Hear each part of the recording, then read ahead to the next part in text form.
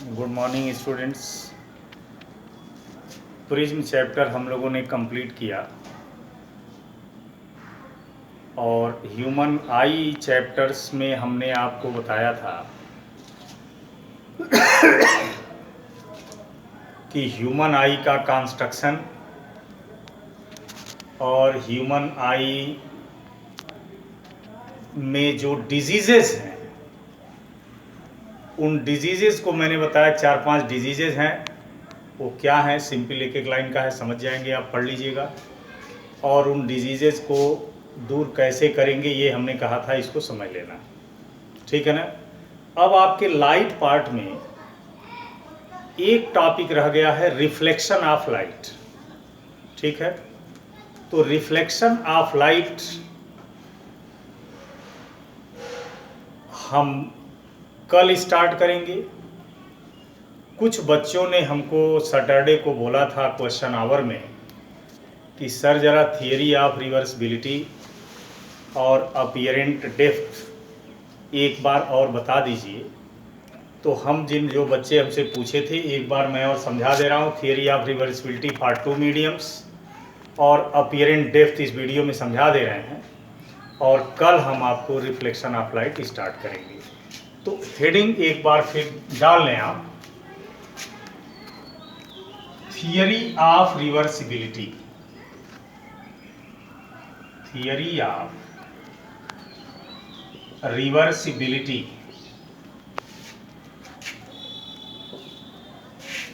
उसमें A for 2 mediums, theory of reversibility for 2 mediums, ठीक है। जैसे मान लीजिए कि ये आपका एयर है जिसे हम रेयर मीडियम मान रहे हैं, और ये वाटर है जिसे हम डेंसर मीडियम मान रहे हैं, और इसको डेंसर मीडियम को थोड़ा डॉटेड लाइन से साइडेड कर दे रहे हैं, और फिर नीचे आपका एयर है। मान लीजिए एक रे बीम ऑफ लाइट एयर से वाटर में इंटर कर रही है।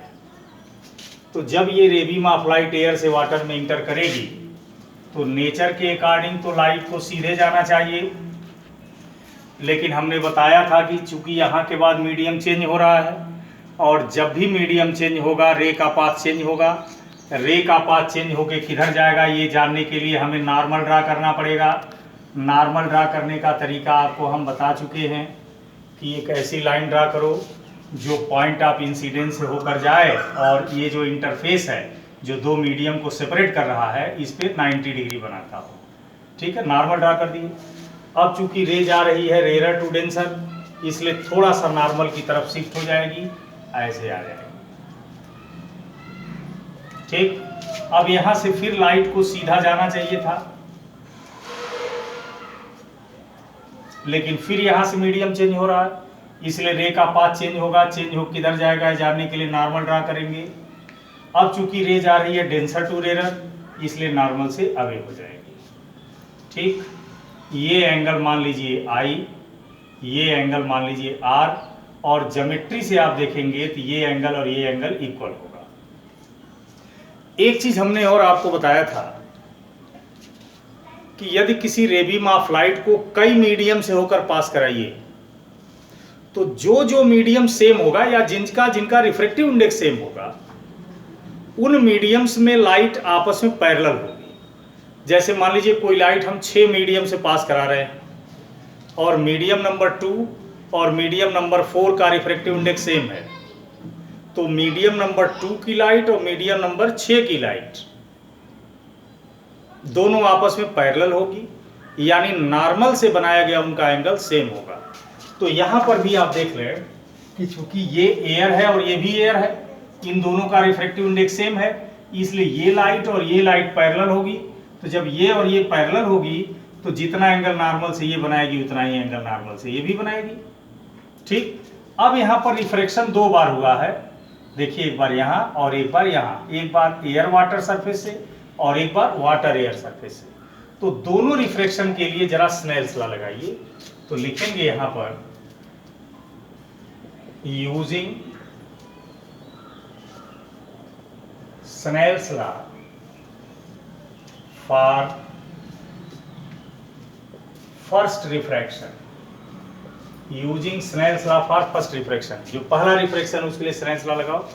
तो आप जानते हो स्नेल्स लॉ है क्या, sine i upon sine r, क्योंकि यहाँ एंगल ऑफ इंसिडेंस आई है और एंगल ऑफ रिफ्रैक्शन आर है।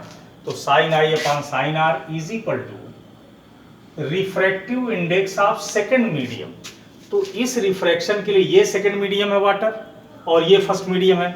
बताया था कि जिसमें इंसिडेंट रे होती है वो फर्स्ट मीडियम होता है, जिसमें रिफ्रैक्टेड रे होती है सेकंड मीडियम। तो यहाँ स्नेल्स लॉ में रिफ्रैक्टिव इंडेक्स सेकंड मीडियम का लेना है विद रिस्पेक्ट टू फर्स्ट। तो चूंकि फर्स्ट एयर है इसलिए एयर ले लिए।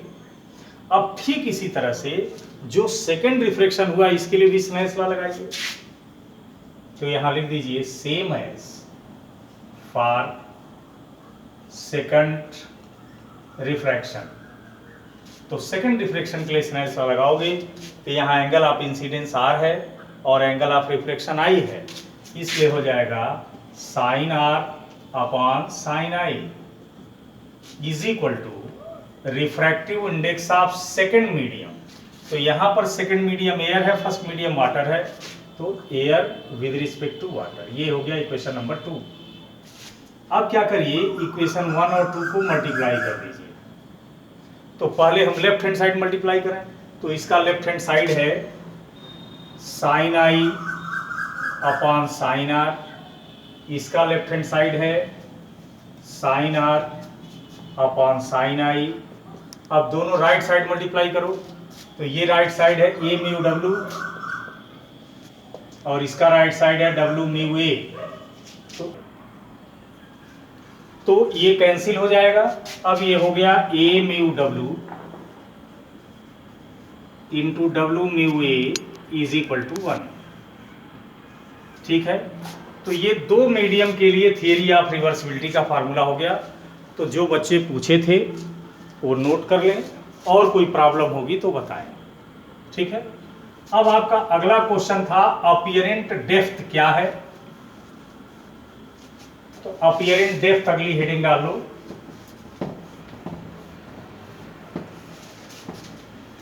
अपीयरेंट डेप्थ,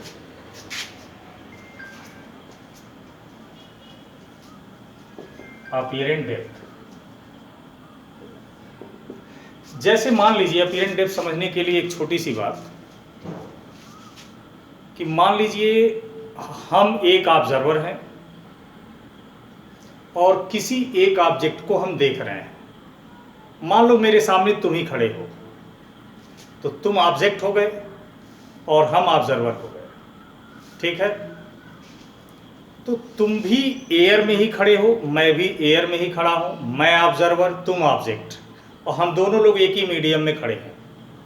तो जब ऑब्जर्वर और ऑब्जेक्ट एक ही मीडियम में होते हैं तो ऐसे कंडीशन में ऑब्जर्वर से ऑब्जेक्ट रियल में जितना दूर होता है हमें उतना ही दूर दिखता भी है। अब जैसे मान लो तुम हमसे 2 मीटर दूर खड़े हो, हम भी एयर में हैं तुम भी एयर में हो, तो हम जब देखेंगे तो 2 मीटर दूर खड़े हो तो 2 ही मीटर दूर दिखोगे भी। लेकिन यदि हम ऑब्जर्वर दूसरे मीडियम में हो और तुम ऑब्जेक्ट दूसरे मीडियम में हो, तो ऐसी स्थिति में जब ऑब्जेक्ट और ऑब्जर्वर दोनों अलग अलग मीडियम में होते हैं तो ऐसे कंडीशन में रियल में जितनी दूर ऑब्जेक्ट होता है उतना दूर नहीं दिखता। ऑब्जेक्ट होता कहीं और है, दिखता कहीं और है। तो रियल में ऑब्जेक्ट जहां होता है वो तो रियल डेप्थ हो गई, लेकिन हम बताएं कि दिखता कहीं और रहता कहीं और। तो जितनी दूर रियल में ऑब्जेक्ट है वो रियल डेप्थ हो गई, और हमें जितनी दूर दिखेगा जहां पे उसकी डिस्टेंस अपीयरेंट डेप्थ हो गई। इसको फिगर से समझिए। जैसे मान लीजिए ये वाटर है,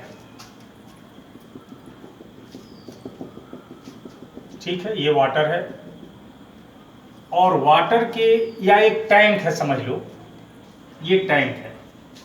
इस टैंक के बॉटम पर एक कॉइन रखा हुआ है, यही ऑब्जेक्ट है।